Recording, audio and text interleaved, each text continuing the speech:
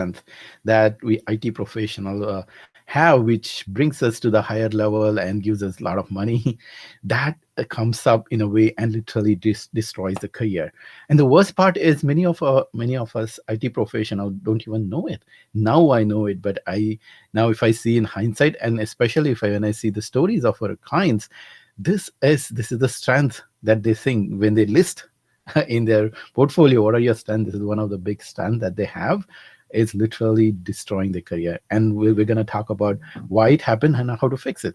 So if you're an IT professional and if you're thinking my career is stuck and why it's not going ahead, even if I'm such a great IT professional and I'm giving such a big value, I'm a fast coder and I bring a lot of cool ideas and I'm doing a lot of work, especially spending like 12, 15 hours a day, but promotion is not coming or those leadership roles are not coming. If you're ambitious and if you want to do something about this, webinar is for you. Kind of it'll open up your eyes why this big strength, which you think that it's a great thing to have, and which is a great thing, but it is destroying career. Sometimes what happens in our lawn, you will have those dandelion, blue flower weed, and they sometimes they look pretty, but they are not. They are not the part of the your landscape or part of the flowers. They are weeds. Those are the limiting beliefs, and one of them is that this strength is the good for me. It is good, but it's stopping your career. So let's look into it. What it is. Well, how we function every day as IT professional. What we are supposed to do. We are every day we get a bonus, we get raises are based on how good we are to thinking of the failure. First thing we have to do is to think of failure. When you write the code, when you write a program, what do you have to think first? You have to think of all the error conditions, why this program will fail, and then you have to write the if then else for that exception handling, error code handling, and then you have to write a nice message like why a program failed. So it's all about so focused on failing, because computers are dumb. Literally, they are doing this amazing thing, but if you look at it, computers are really really dumbest thing in the world. They just know one and zero. So we have to tell them each and everything. Of course, this AI and all the machine learning is coming out. We'll see how it is. But bottom line is, it's their ones and zero. They are final. They are just the programs. So we have to make sure our brain is continuously hardwired, even rewarded, to think of failure. Why the things will fail? Why the things won't work? And then we have to think of like all sort of reason why the things won't work. And then we have to find that, and then we have to make sure it will never fail. And from at least from your point of view, it still fails in production, but we have to absolutely make sure for ourselves, and we have to prove, we have to test and then show that, hey, I did the testing and it didn't fail there, it didn't fail there. I tried to break it. I put through the performance testing, I put all the negative condition, I put all the edge condition, and still program didn't fail. See, I made sure that it will never fail. And now I'm happy, and now I'm going to put in production. Great, this is the great strength, right? Of course, you get rewarded for that, and that's how it should be. But what it does to our brain? Think about it. It is forcing our brain to continuously think about failure. Think about how it will work. It won't work. It is forcing our brain to program itself to think, oh, this seems good, this is good, but how is it going to fail? This thing good, this is good, oh, but this is going to fail here. So our brain is like constantly looking for that failure. And then same brain gets used other places. Now this strength of yours about computer programming and making sure a program is absolutely fail proof is brought you here. You are maybe solution architect or engineer who are performing great work, and then your projects are super successful. But if you are ambitious and if you want to go in these management roles and become manager, or even if you're a manager, you want to play a director or VP or a senior VP, as our clients wants to do it. But now comes a different story. This exact same thing becomes the hurdle, because what happens is in the meeting, the same brain stops thinking too much. Oh, if I speak up, what will happen? How will I fail if I speak up? If I put my idea, if I put my idea and people don't like it, then It's always like error condition, finding the error condition. And then because of that, we end up not speaking up in the meeting, not showcasing our ideas, not talking. And how does it cost? It costs in many many ways.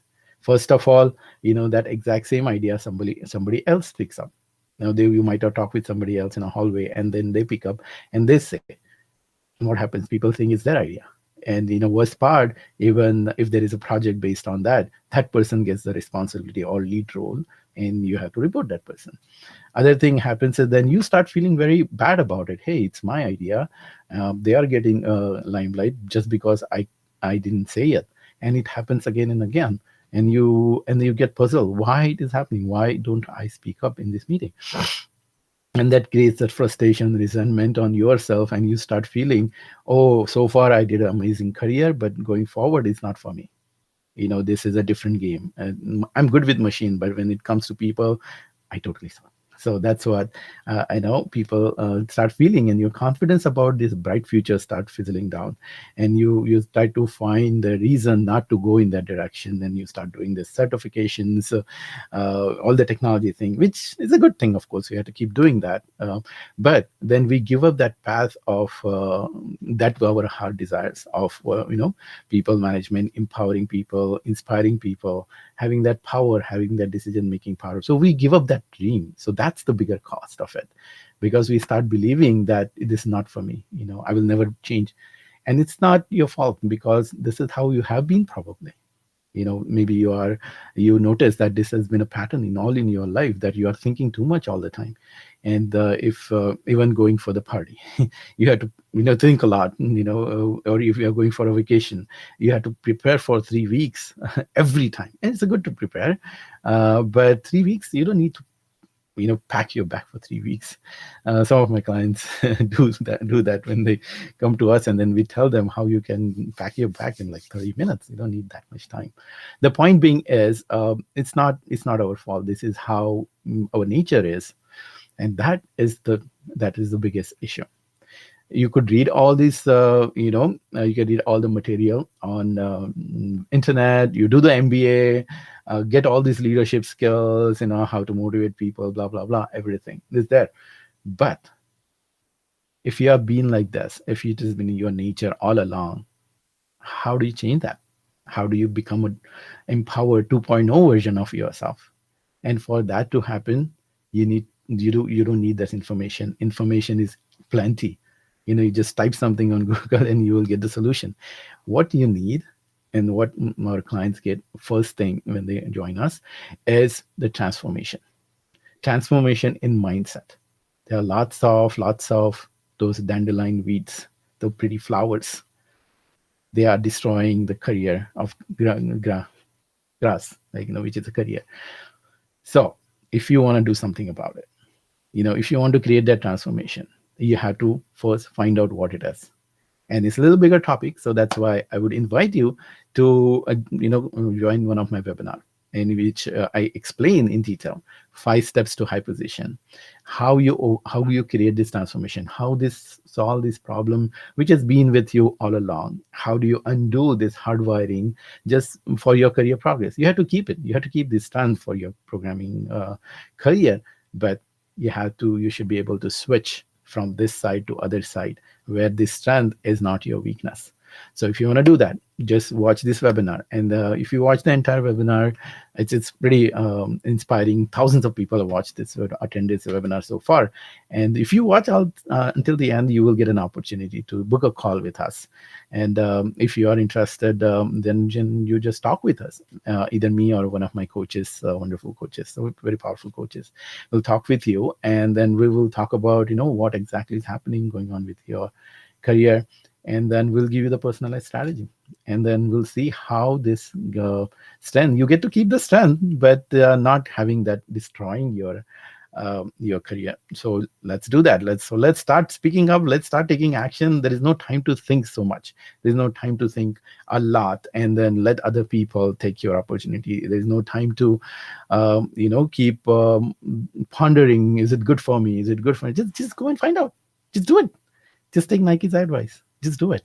But we just cannot. It would have been so easy if you would have done by now. You could have just bought these Nike shoes and, oh, okay, I'm gonna start speaking in a meeting.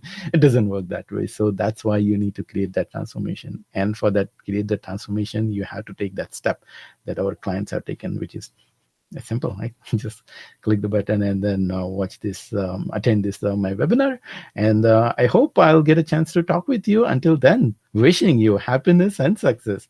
Bye for now.